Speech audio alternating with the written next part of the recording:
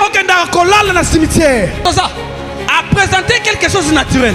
Et elle va se plaindre de ce naturel. Tant qu'elle est en kikou, mais na simanango et même li sumu et même abomination et bois qui s'y bang. Koki église de Bonamoutou. L'âme na yo est très important. Ce qui a koufi lelo, yo mokondo ko samba. Tem nanga lelo. L'influence du monde comme sous-thème. Mais comme grand thème, le monde des esprits. Pourquoi n'a qu'un bongo? N'a zongi pour comprendre quelque chose. Est-ce que tu as ça? Ce qui t'a influence parfois comprendre. Voilà pourquoi il faut abandonner le monde des esprits pour comprendre Bissikanini source et influence. Alléluia. Parce que biloko biso ton église aka, biloko biso to monaka pamba, yango nde source ya biso. C'est ça? Alléluia. Alléluia. Tobandina nous na mukanda na Genèse chapitre 1er, verset 1er. La grâce surtout que dans Apocalypse chapitre 12, verset 7. On lit déjà verset wana pendant que nous tangawa na lombangu. Au commencement, Dieu créa les cieux et la terre. Je crois qu'elle est l'obéissance déjà. Alléluia. Au commencement, Dieu créa les cieux et la terre. Apocalypse chapitre 12, verset 7. Jésus, la Bible dit, et il y eut guerre dans les cieux. Michel et ses hommes combattirent contre les dragons. Yo lukelangambango Ephésiens chapitre 2, verset 22. Et les dragons et ses anges combattirent. Mais ils ne firent pas le plus fort. Et leur place ne fut plus trouvée dans le ciel. Et il fit précipiter les grands dragons, les serpents anciens, appelés les diables et Satan. C'est lui qui séduit toute la terre. Il fut précipité sur la terre et ses anges furent précipités avec lui. Ok. Et j'ai entendu dans le ciel une voix forte qui disait, maintenant le salut est arrivé, et la puissance et les règnes de notre Dieu et l'autorité de son Christ, car il a été précipité. L'accusateur de nos frères, celui qui les accusait devant notre Dieu jour et nuit. Soukawana. Ephésiens chapitre 2, le verset 22. Je le nom de Jésus. La grâce soit Ephésiens chapitre 6, verset 10-13. Ephésiens chapitre 2, le verset 22, je le nom de Jésus. En lui, vous êtes aussi édifiés pour être une habitation de Dieu en esprit. Parole du Seigneur. Très bien. Ephésiens 6. Ephésiens chapitre 6, verset 10, la Bible dit.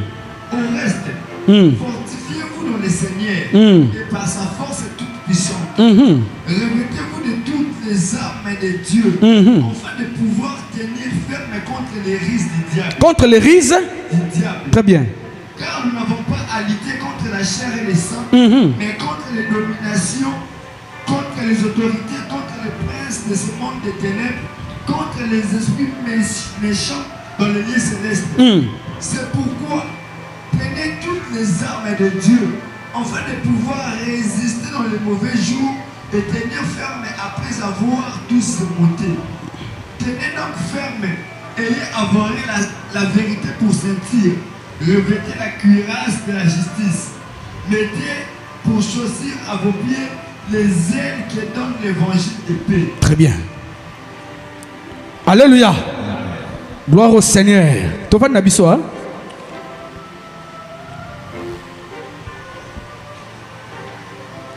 Bien-aimé, ndenge nalobi que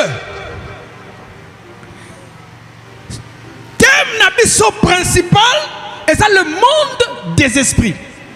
Mais sous-thème Nabiso, auto banda séminaire nango ezali l'influence du monde. Alléluia. Alléluia. Babandi Nabiso d'abord la création pour te comprendre d'abord et si qu'a influence ezoya. Ba ebisi biso que au commencement na ebandeli Nzambe asali mokili. Alléluia.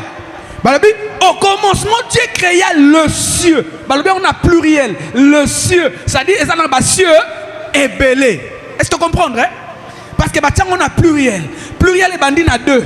Alléluia. Alléluia. Personne n'amène à bien. Alléluia. Babisco, au commencement, Dieu créa le cieux et la terre. La terre, on a singulier. Pour terre, et moko. Alléluia. Lorsque Dieu a créé le cieux et la terre, nenge total kalikolo, sokomoni ndeke, les oiseaux du ciel. Alléluia. Et si ka o ave boutaka, babenga ngo pe ciel. Alléluia. Yango de tobenga ngo premier ciel. Na likolo ya premier ciel, tozana o tobenga deuxième ciel. Na likolo ya deuxième ciel, tozana troisième ciel. Alléluia. Na troisième ciel, ne esika oyo nzambe azwa trône na ye atia. Alléluia. Esika oyo nzamba atia trône. Esika oyo tozalaka sanse ya kokende soki tokufi na Yesu. Est-ce que toza? Est-ce que toza? Après monde wana oyo nzambe atia trône na ye. Tu es content na deuxième. Lucifer, yende azalaki otobengi porteur de lumière. Lucifer n'est pas porteur de lumière. Yenda simba qui tranche d'adoration. Lorsque nzambe akaboli mokili bongo, akeli moto. Lucifer, otobengi porteur ya lumière. Oya simba qui adoration. Vanda qui atali. Oh, comment ça? N'a pas na comme na place ensemble. Alléluia. Tant que vous pensez à quelque luka ba ange o ba ko soutenir yé pour abattre ensemble coup d'état. Azo place ensemble. Ndé na Apocalypse chapitre 12 balobi guerre et bimi na lola. Alléluia. Michael o yazali l'ange de défense. O yazali chef d'état-major général. O ya fandi si armée ya lola. Babundi na Lucifer. Est-ce que ça? Lucifer azaki makasite bakangiye. Tant bakangiye ba ine liboso nzambe. Ba bisi nzambe. Kala Lucifer yé mta sali désordre. Tout ça neni. Nzamba le biloko la sali désordre. À partir d'aujourd'hui, place des asous à terre. Bobo kaye kunansi. Alléluia. Na ba ange o bakangaki na bango. Bakangi bango. Bazaki ba milliers. Alléluia. Bazaki ba milliers ya ba anges o bazaki na sumanaye. Ba boaki bango. Tango ba boaki bango. Misusu bake kokweya na mer, misusu bakweyi na zamba, misusu bakweyi batikali likolo na deuxième ciel. Et si ka o Lucifer yemoko asa. On va venir à deuxième monde. Toza. Ils ont un langage pas bien en deuxième monde. Deuxième ciel. Est-ce qu'elle s'y fait ratikali? Si quoi est-ce qu'on attend ratikali?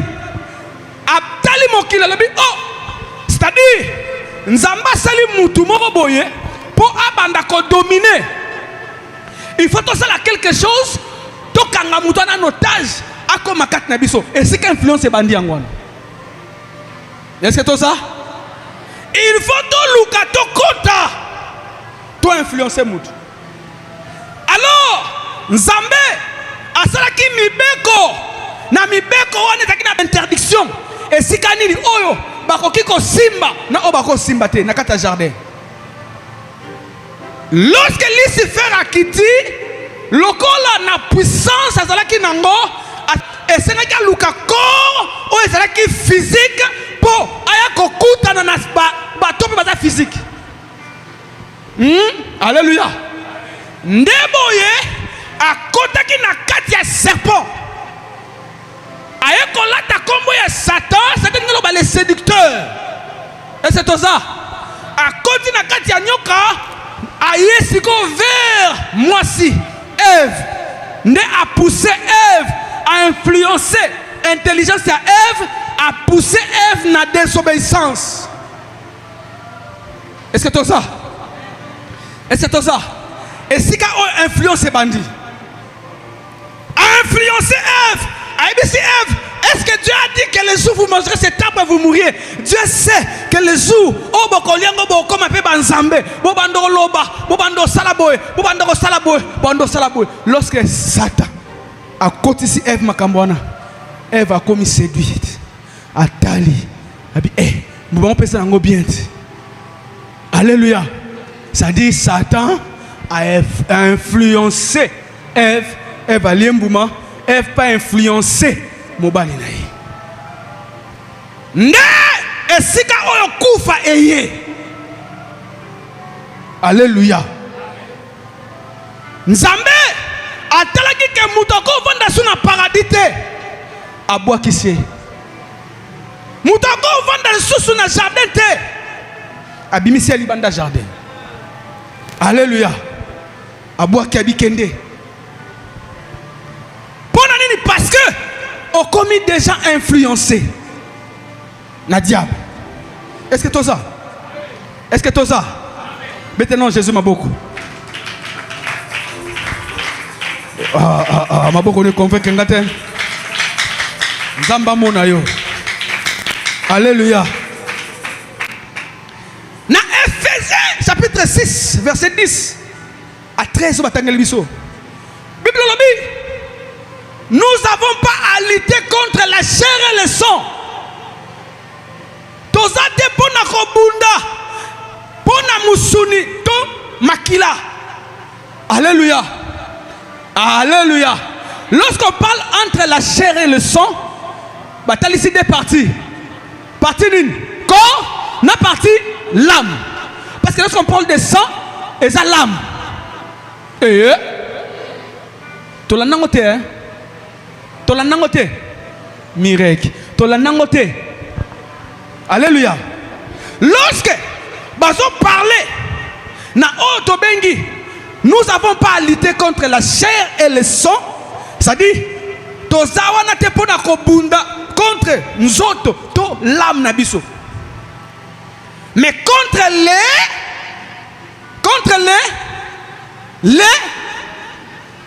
alléluia, les esprits. Contre les dominations. Alléluia. Domination égale à l'influence. Pour mouta dominer, il faut influencer. Mouta dominer, il faut influencer. Est-ce que c'est ça? Mouta dominer, il faut influencer. Ça veut dire que contre la domination. La domination, c'est l'esprit est représenté. Les esprits, les benganaki, les anges, les bazalaki wana, nde bango ba comme ba démon. Et c'est tout ça. Alléluia. Lucifer, depuis babou kaye na mukili, abimelaka batumi balé officiellement. Abimeli Ève, avec obimena Jésus. Alléluia. Atinda kaka bakolit na ye. Ba esprit o bayaka, o démon kingandi, o nini. Nalaba qui tente dans les démons se cachent, ne vous comprendre. N'a pas cartouche. Alléluia. Si quand on va parler de la domination, Bible bien liboso, contre les dominations, contre les autorités, contre les princes de ce monde des ténèbres, contre les esprits méchants dans les lieux célestes, toto tangangote, toto ba misu basukwa wapi, likolo. Alléluia.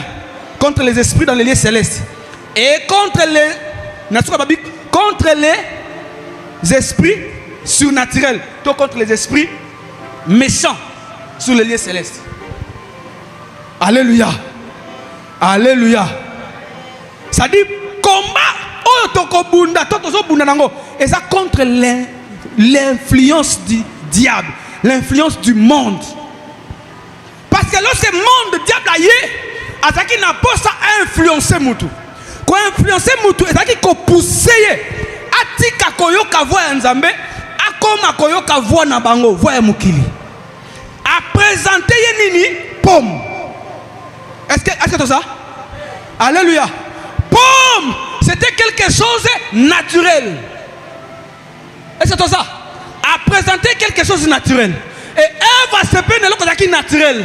Tant qu'on a qui goût, mais na simanango et même li sumu et même abomination et bois qui s'y bang. Ça dit, diable peut influencer yo. A koye loka biloko eza physique. Le bas physique. Alléluia. Lorsqu'il a contenté Jésus, a même Jésus peut biloko eza physique. Et puis si Jésus, si tu es le fils de Dieu, ordonne à cette pierre qu'elle devienne le pain. Tout ça? Si tu es le fils de Dieu, ordonne à cette pierre qu'elle devienne le pain. Pain est nini? Matière nini? Physique. Est-ce que ça? Et comme la désir nini? Physique. Et après on a couvrir le désir physique. Si tu es le fils de Dieu, ordonne à cette pierre qu'elle devienne le pain. Or, le même pierre, c'est que Jésus a bon comme Alipa, c'est le même pierre. Oh, je sais ce qui Simon, tu es pierre, sur cette pierre je bâtirai mon église. Est-ce que c'est ça? Tu es pierre, sur cette pierre que je bâtirai mon église. Ça dit là où révélation est Jésus Vandaki, que église est Bibaona, mais Satan est ici que si tu es le fils de Dieu, ordonne cela et comme Alipa. Est-ce que c'est ça? Ça dit diable a quoi influencer l'église pour l'église et l'on a mon limo et comme on a moussouni. Toza. Si tu es le fils de Dieu, ordonne. Donc loba, libanga oyo et comme alipa. Libanga. Et si Pierre tu es Pierre, yosa libanga. Simon à l'époque, oazaki mo pagano. Alléluia. Oh, c'est ça qui est que quand tu seras converti, affermis tes frères. Alléluia. Les jours à soi qui est, tant que Simon a eu révélation, il y a Jésus. Jésus tout dit bango. Nazala kanani. Pour nabino nazanani. Alléluia. Moutazaki na réponse te. Simon tanga baluki atalabi pour nabiso pour nanga ozali Messie. Alléluia. Ozali Messie. Jésus dit, Eza yote, Eza moli monde est révélé. À partir d'aujourd'hui, aux assous Simoté, au commis Pierre. Ne comme Pierre et Bandaki. Sur cette pierre, je bâtirai mon église. Les clés de séjour des morts et mon noté. Alléluia. Nous avons pas ce pouvoir. Voilà pourquoi qu'il leadership il y a Pierre et Bandaki wana. Alléluia. Parce que à comprendre qui révélation, à ce qui révélation, il y a Messie. Il y a Messie. Il y a Nzambé, il y a Jésus. Nde esika oyo makamne bandaki. Mais si ko Satan là lorsqu'on a tenté Jésus, il est pour naïe. Et ça que libango ana il fait comme lipa. Libango c'est révélation. Révélation de la kanango. Ba discipline de la kanango. Makambo za kinango yomoko o changer ngo bongo liango comme lipa. Est-ce que toza? Est-ce que toza?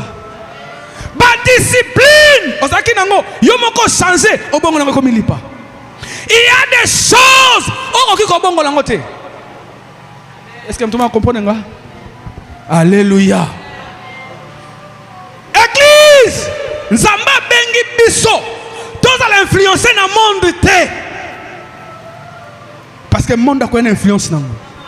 Le monde a quoi une makambu dans le monde.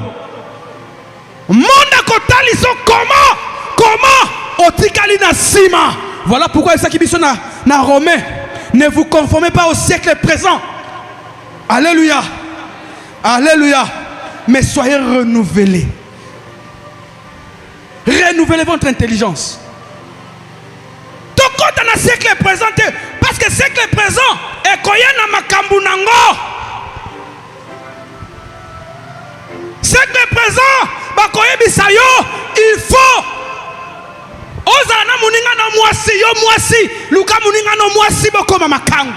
Bokoma mwasi nambal. Siècle présent et quand ils sont comme ça mobile, Luka Mouningano mobile. Est-ce que tout ça? Siècle présent, quand ils sont pas bons, il faut Luka Moutoumoko sacrifier aux Omakila. Siècle présent, quand ils sont pas corps dans Moussala, il faut signer la bic rouge. Siècle présent et quand il faut on luka na cimetière, okenda kolala na cimetière. Est-ce que ça? C'est que présent et koyebisa yo que yo il faut ça la boye pour Zwambongo. Mais tant qu'on comprendre que naza mwana révélation, Jésus loba maloba ponanga, Nzamba loba loba ponanga, nana ba promesse Nzamba pesanga, na rekota na influence te, na koma lokola Ève. Est-ce que toza?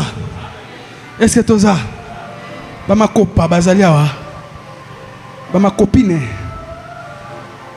Alléluia. Ba bébé bazalia wa. Influence à mukilité. Pourquoi? Parce que le diable a oluka moyenini yo contrôler amna yo. Diable a oluka moyen qu'on a contrôle ya amna yo. Na baki ke combat spirituel.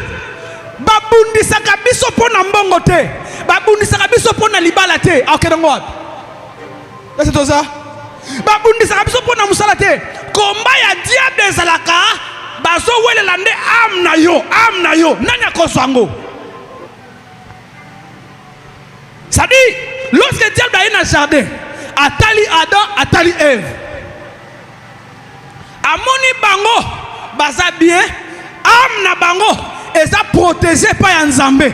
Amna bango chaque jour dans le jardin Nzambe akotala bango na pourquoi?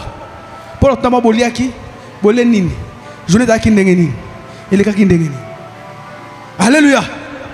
Siko diable lokola haine ezakati na ye, lokola jalousie ezakati na ye, comme ba désir de la chair. Alléluia. Et bandi ko punza ye na luka na zo moto na botola ye akoma yanga na banda siko ko pese babiloko nanga Nzamba zanga ye ndeboyi aluka ki azwa âme ya Adam na Ève. Est-ce que tu ça? Est-ce que tu ça? Ça dit Satan a réussira qui kozwa auto bengi l'âme ya Adam na Ève. Et comme il y a aïe si bango que po bonga il faut ça là. Alléluia. Alléluia. Bien-aimé, cause à l'influencer dans mukilité. Batu misusu bakoya pona ko influencer yo. Ko pousser yo na mabe. Ko pousser yo na flamme. Ko pousser yo na nini. Diable soka ligne son contrôle, même ya église, même ya nini, et loko liboso akotinda batu na ye na mission. Nous encore so ya prière te. Soko landeli frère intel, sœur intel, frère intel. Koki ma église te pona mutu. L'âme na yo est très important. Soki okufi lelo yo moko ndeko samba. Na lobi loko. Na lobi loko. Ko ça influencer na mutu te. O ba betsinga libaku na oya susute. Kasi diable yo wana. Diable yo wana. Yo kanto mona na maseke. Les démons se cachent. Alléluia. Akoya bandi ko influencer yo. Ko pousser yo. Otika olemba ko servir Nzambe. Mais tuna na servation Nzambe te ndenge nazaki na volonté na ngapwani. Mituna na kasuko sala évangélisation te suivi te pour ani diable soko moni moto azaka kana esprit ya découragement ayaka pona ko décourager matoi na yo akoyaka pona yeba ke diable ye wana. Est-ce que to ça na munoko ni zakama sola batu yeba ke diable ye yo oso église pona yo pona batute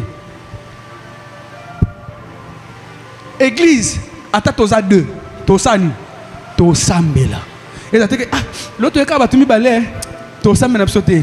Té to sambela. Tant to bandi miracle comme église. Na intercession to zaki na talabatu. To bandi oluka place to ko installer église. Église est na contraint nini? Il faut se contrer normalement lingwala. So bo poussa ni ke kasavubu. Parce que batu nyonso baza secteur wana. Ba musu baza côté ba changu. Musu baza côté nini? Le secteur moko central.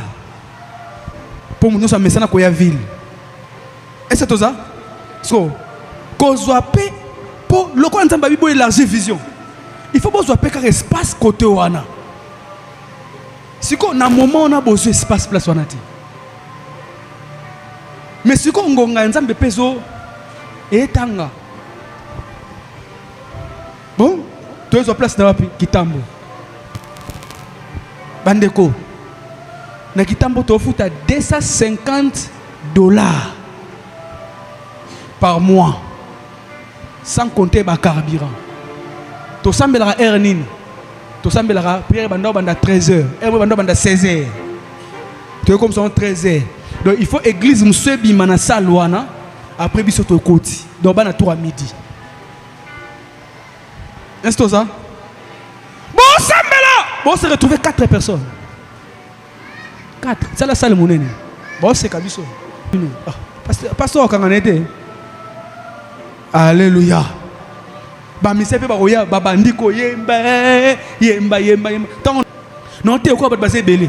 Mais 4 personnes à Pamba, 4. Et moi bon mati beaucoup 8. Et moi so saliti moi séminaire beaucoup 10, 11. Et moi bo sauter pour 20. Mais moi besoin sur 4, besoin 3.